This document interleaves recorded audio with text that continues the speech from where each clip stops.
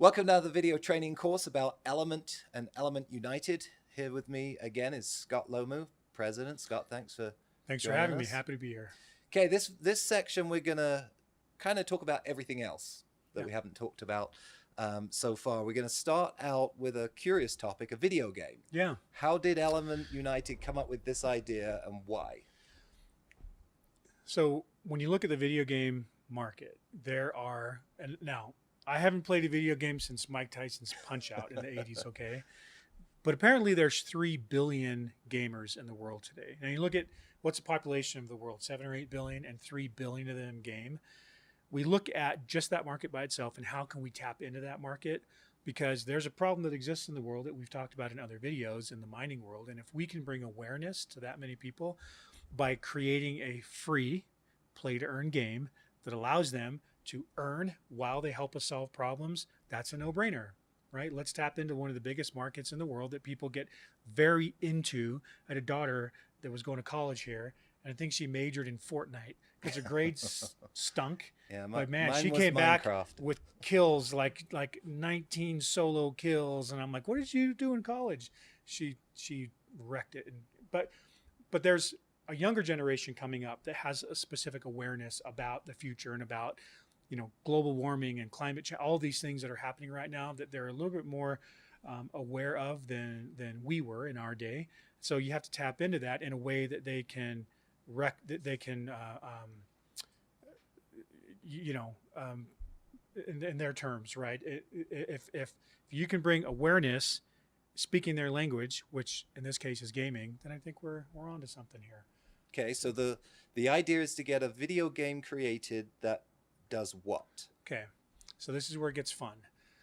So what we're doing is trying to stop destructive mining. We're not trying to stop all mining because we all like having phones and technology, and so you can't just stop mining. We like living, we're going to be living like the Jetsons here pretty soon if technology keeps going well. We like that.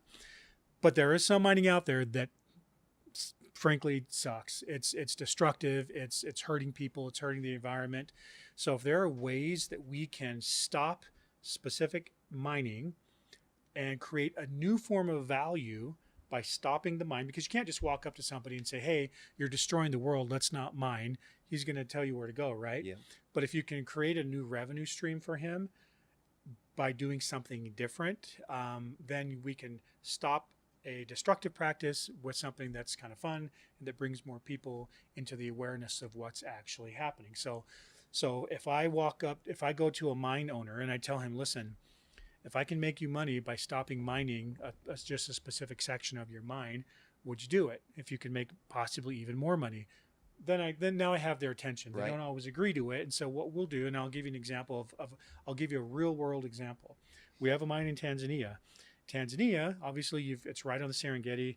You've got locals, you've got villages. And so what we've done is we've worked out a deal with this mine owner to take a percentage of his mine. In this case, I think it's about 10%. And he has agreed not to mine that area. And so what we're doing a couple things with that mine. One of the things is we're taking this 10%. We're doing an assay, meaning we're going to find out what's in the ground, where it is, how deep it is, how much gold is in the ground. Digitally scanning it? Digitally scanning it. We can use LiDAR and the satellite technology that allows us to get a really accurate view of how much gold is there and where it's at. Mm-hmm. Now, we take that information and we create a digital version of that mine, mm-hmm. complete with where the gold is, how deep it is, how much is there, and we create a digital version that people can mine by playing a game. And so what you would do is you would buy a little rig and you would buy a piece of this land and you would start digging. And if it matches up with where the real in-ground asset is, you'll be rewarded with the element reward, the element token. And so now I've got potentially tens of thousands of people that are coming in and playing this game. And while they're playing this game, they're earning a token and they're being taught, they're going to know that by mining this thing digitally, the actual asset is untouched. It's pure, it's unscathed, but they're still earning something by playing this game every single day. And then built into the game, we're building in group unlocks. So for example, once we've mined X percentage of all the gold in that game, we will go do a humanitarian project. But it allows us as a community of gamers to get in and do some good. They're earning a token that may or may not have value on a market. They're having some fun because it'll be a fun game, and we're doing good as a community. Now we can get in there based on a real world asset. And just the big kicker is this: because you're playing it digitally, it's not being mined physically. So they're learning while they're gaming. Yes, as well. and we're able to give a revenue share to that mine owner. Oh, okay. So now the mine owner goes, okay, great. I will keep it untouched because now I'm making the equivalent or maybe even more of a value from the game revenue that he gets, because he's allowing us to create a digital version of it and allow tens of thousands of people to play this game and earn our element token. And then, but really the fun part is these unlocks. As we try to meet these different objectives, maybe we'll go in and put in a water well, or we'll build a school or a hospital based on the revenue. And so everybody who's earning the token, they're going to want to do some upgrades. So there'll be in-game upgrades that they have to use the token.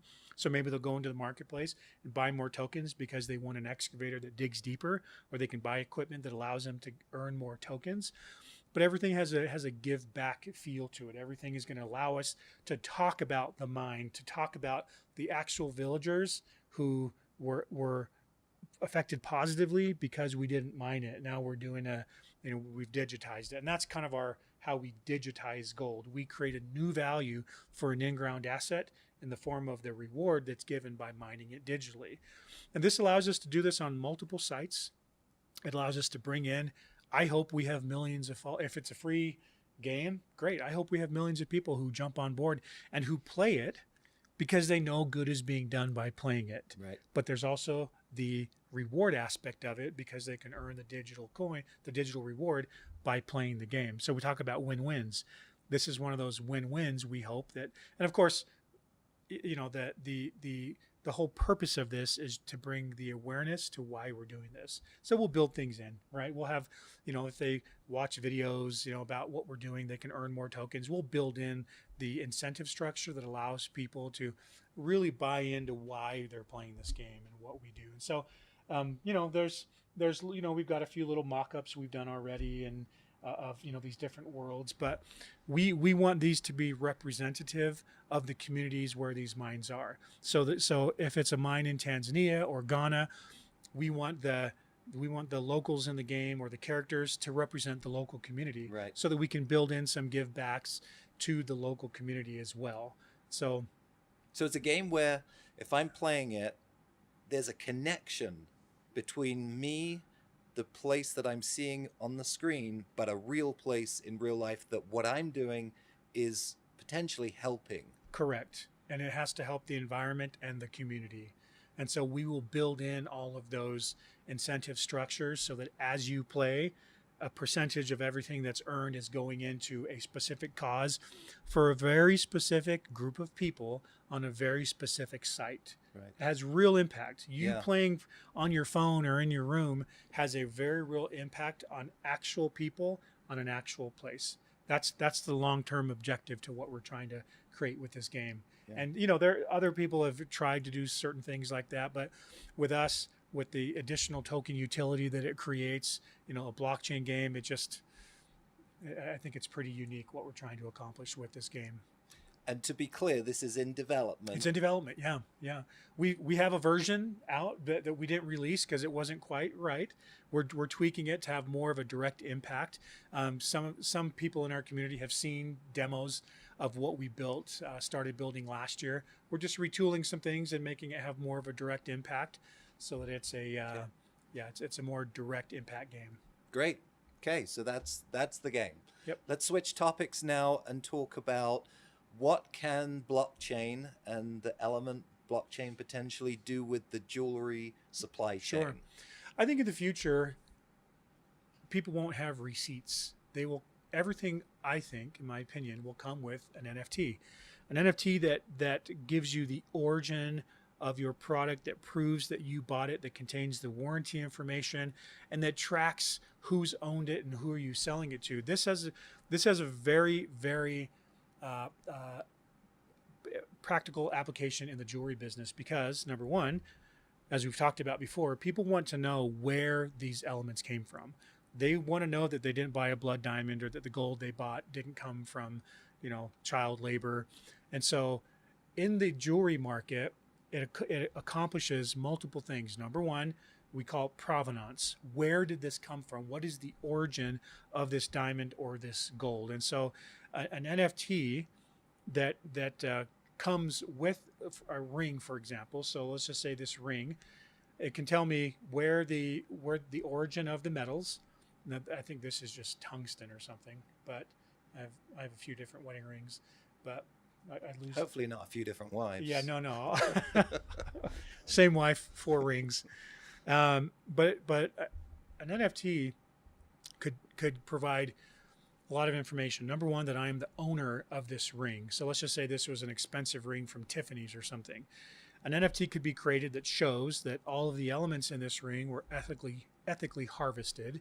It can show that I am the owner of it. It can show the warranty information on it. So let's just say a ring gets stolen. Now, if I know that it came with an NFT, like a pawn shop could check an NFT database to say, okay, if you have the physical, you must have access to the digital as well. That would eliminate the black market for stolen jewelry. It also allows transfer of title. So if I'm going to sell a ring to somebody, it'll come with the NFT. So it'll show this ring was bought at Tiffany's, bought by Joseph Wilkins for his wife, who then sold it because she was mad at him, to Scott. And I bought it, and now that NFT travels with it. So it's a supply chain solution, and it's a tracking. It houses data in it that gives me, so for example, with a diamond, it comes with a little RFID laser etched number. That number will match the NFT so that it can't be faked or stolen or forged. That diamond is a real diamond, because there's a lot of fake jewelry out there right now.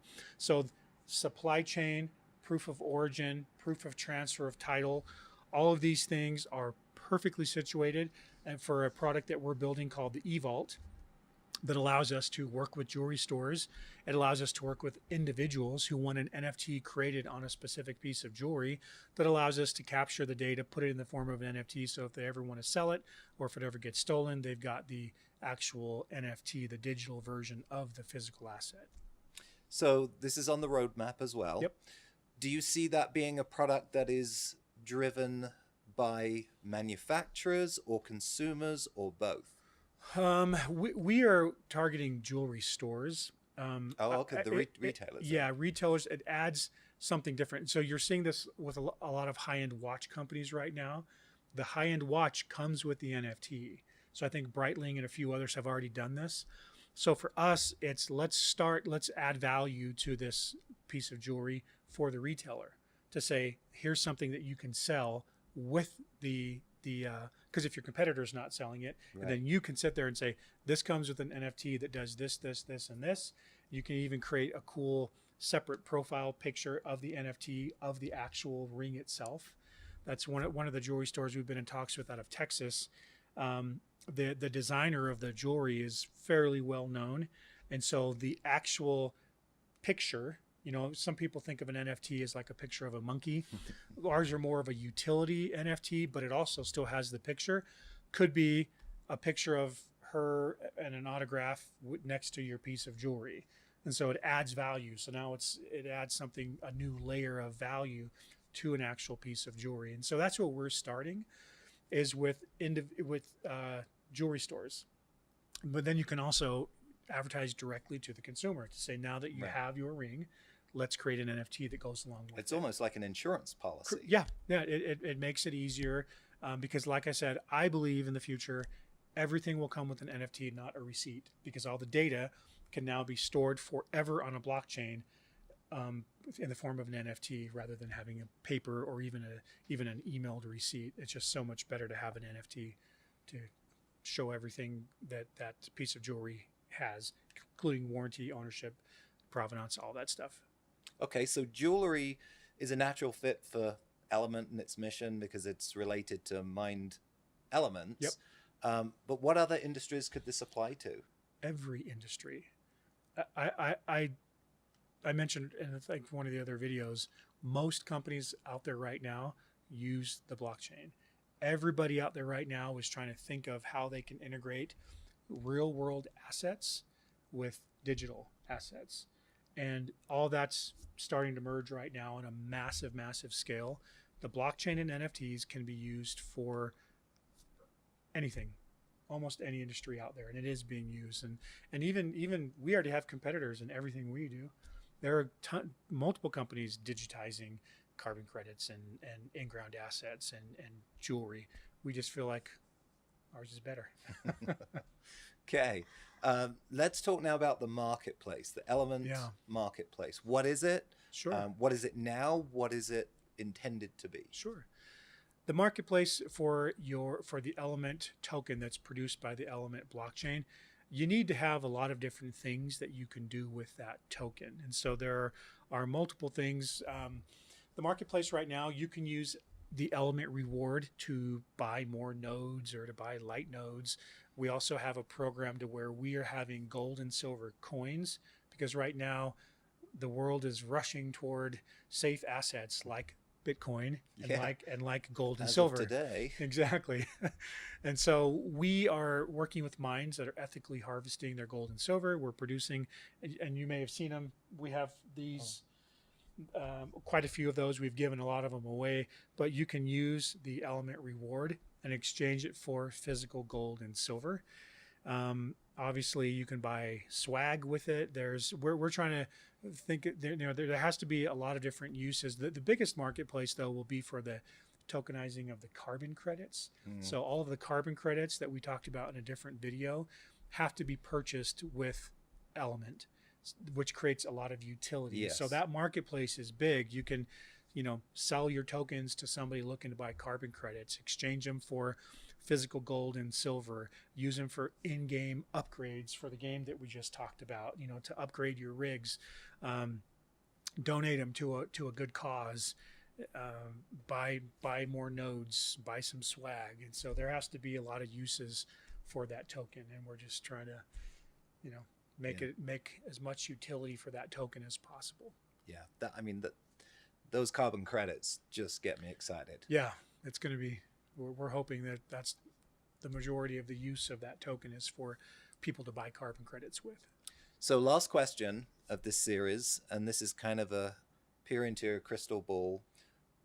What is your big, bold goals for Element? What's the future as far as you're concerned? Our goal is to change the mining world. We want every mine in the world to be Element ethically certified, to be able to say and commit to the world that they are harvesting these minerals ethically, with a reclamation plan in place, with a humanitarian plan in place, and then to take those minerals that are harvested and fix the supply chain and provide other uses for to fix the carbon credit world, to just make everything that comes out of the mining world reliable, trusted, and transparent. And if we can do some good along the way and help villages and people, then great. But there's just such a massive need right now for this technology in this world that so much destruction comes out of. And we start at Element, we start with what problems can we solve. We never think about the token and what it could be worth. That has nothing to do with us. We think about, if we solve problems and help people and help the environment, everything else takes care of itself. Yeah. So that's where we start, and that's where we finish. Any final thoughts to these Connect affiliates about just their involvement with Element, like why they should buy a node for themselves and get involved, why they should share this with others? I mean, it does have a mission-based. It is, and that's what it comes down to. I'm trying not to sound too Pollyannish when I talk about this stuff, but every one of you should be running a node on your own, just to offset your own footprint. And because not only does it give you a reward for being a part of the solution, but it makes it real to you. It's going to help you to talk to other people about this. And so what we have created for you is the ability for you to run your own, to do this on your own, to take ownership of it, to turn the Element blockchain into whatever you feel. This is a vision that has to be adopted by everybody. It takes a lot of people to accomplish what we're trying to accomplish. Element United will do our part. Now it's time for the blockchain community and for the node community to do their part. And your part is spreading this message. Your part is getting others to buy nodes to help solve these problems. And where we come together is our like-mindedness in solving problems. That is our goal as a company, is to solve problems. You as the blockchain community, if you start with these problems that can be solved, everybody wins. Those tokens are going to come to you. Those rewards come to you every single day. Go out there and share this message. Let people know what we're trying to accomplish. And again, start with, this is a problem that exists. You are part of the problem. Now you can be part of the solution. Those are the three things that we try every day to get out there. And as a Connect affiliate, let people know. Let them know that not only they, but you yourself, you have to be aware of the problem. You're a part of that problem. Now you can be rewarded to be a part of the solution. And this makes it very easy to spread this message and to get people involved. And we'll end on that.